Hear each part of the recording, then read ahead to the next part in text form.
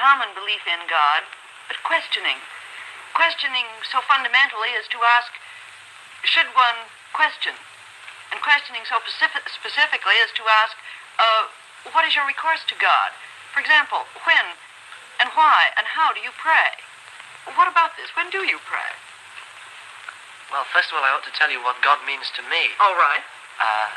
Well, to me, God is a sort of... Well, I'm afraid he's a sort of big brother. He's a crutch on which I can lean when I feel weak, or a crutch which I don't really need when I feel strong.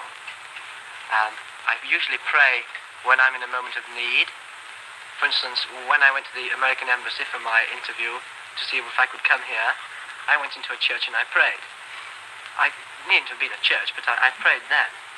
Is this general? Is this why one prays? Well, I think I agree with what Johnny says. For example, but I need God all the time, but I need him more when I'm in trouble. Not when I mean trouble, I don't mean serious trouble. Even when I'm alone or I'm afraid, I think I need God all the time. And I pray to him to help me in my studies, to help me to pass an exam, or to help me to do all the good things. In every way, I need him. I think I do the same thing. I go to a temple or any place of worship just before my exams. And I sort of feel that God has too many things to bother about. And if I go to him for things daily, he's got one more person to burden with. But just when I need something and when I feel that I need his help and I've got something to lean on, it's only then that I really ask him to help me. And also when I've got to choose between something which I think is right and something which is wrong at the same time, I really need his help very badly. It's then that I look upon him. Do you mean then that you three record to God most of the time when you need something? Well, not when you need him all the time, but you pray more to God and you need him more when you're in trouble. And you don't necessarily need things to help yourself. For instance, you could need something to help somebody else, so it's not purely egocentric. Well, I don't know. I kind of regard this way as I think you treat God as a religious tap. I mean, you open it when you need it and you close it when you don't need it. And then if you don't get anything out of opening it, you curse the tap. Evie, do you pray to God daily? Do you think of God as something else than we do? Yes, I do. What is your concept of God? Well, I think God is life. And I think he's the intangible goodness inside every man. And there's something that makes man strive to be at peace with himself and makes him hesitate before striking his neighbor. Well, I'd like to ask you, let's first think, how do we know that God exists? Well, if you think that seeing is believing, if you see a thing, you can believe it. But I've been asking myself this question, why do I believe in God? I can't see him, but still I believe he exists. You mean you only believe in what you see? Well, yes, of course. Well, that's different. But I mean, I know I've been taught I must believe in God, but I'm hesitating. I just can't decide. I've always believed in my religion. I've never questioned my religion. But since coming to America and listening to other people and their points and listening to an atheist and a Buddhist, I've decided that I must question it.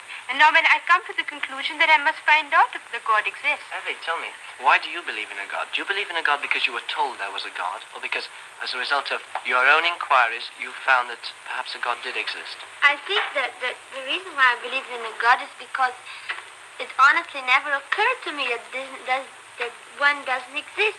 It's natural that one exists. Do you mean that if you'd been brought up, for instance, to think that there was a dog which existed in the jungle, for instance, which had 10 legs, you would have believed in that too? No.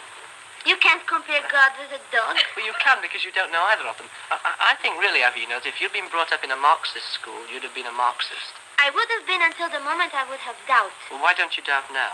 Because it's something, I don't doubt the existence of God. It's something essential to me. But it's not necessarily true, is it? It is true to me. To you, well, how have you proved it? This is important. How have you proved it?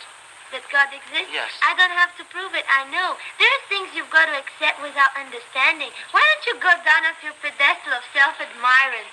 Well, do you think that just because I question everything that I'm told, and that I criticize things which aren't necessarily proven as true, that I'm on a pedestal of self-admiration? Yes, I do. Because everybody who says I only believe what I see or what I understand, doesn't have a very broad mind, I think. Oh, this is a problem which all teenagers face, though. I mean, they're brought up in a certain religious narrow mold, and then at the age of 16 or 17, they suddenly see that perhaps there's a different conception of truth. Yes, but you've got to understand that there are things which we are not meant to understand, because if we could understand everything, then every human being would go along creating little worlds. Johnny, I can answer your question. For example, how do we know this? I asked the question, I can answer it for myself. Well, if you go back, you find how do things exist? Well, they say, let's say by science, if you go back into science, you reach a point where you can't explain anything further.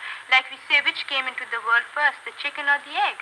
Now, I've asked an atheist this question, and he couldn't answer it, because that proves my point. Well, I know the atheists reply to this. Now, personally, I do believe in God as the creator of the world and as the first cause. But just because your mind can't conceive of anything which hasn't got a cause, just because your own mind is human and you think in terms of cause and effect, it doesn't mean that the whole of creation came about by cause and effect. Your own mind has certain limits, but it doesn't mean that the whole of the world has. So, for instance, the Earth might have existed forever, not necessarily had a cause. I personally think it must have done. Okay, for example, when you're in trouble, when you need something, don't you pray to God? Yes. Well, then... I also pray to God when I don't need anything, and I also appreciate God when I see something beautiful. So it's not really a religious tap, because I don't just turn it on when I feel like something, like a glass of religious water. Okay, Evie, do you think that a person is religious if he does not question what he is given, suppose you're a Christian and you're told something about Christianity, and do you think you're being religious when you don't question your religion? When you don't try to find out what's in it? Well, I believe in my religion, in something like these dogmas you're talking about. When I have, to start with, there are certain dogmas in Christianity you're not allowed to believe, and these are already part of what I said, something you've got to accept without understanding. But these dogmas, which I can understand, I even believe more firmly. If I'm not mistaken, there's a part in Christianity when it is said that when Jesus died, the gates of heaven closed.